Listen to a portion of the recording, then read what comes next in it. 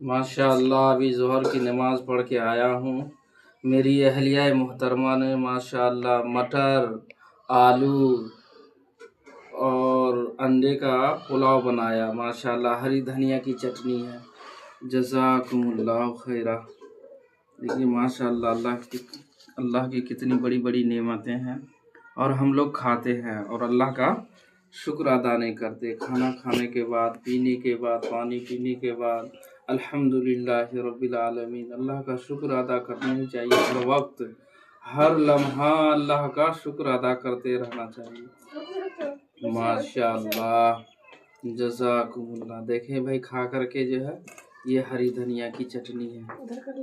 جزاکم اللہ۔ یہ کیا ہے؟ یہ لگ رہا کہ جو ہے مونگ پھلی کی چٹنی ہے۔ ماشاء اللہ جزاکم اللہ۔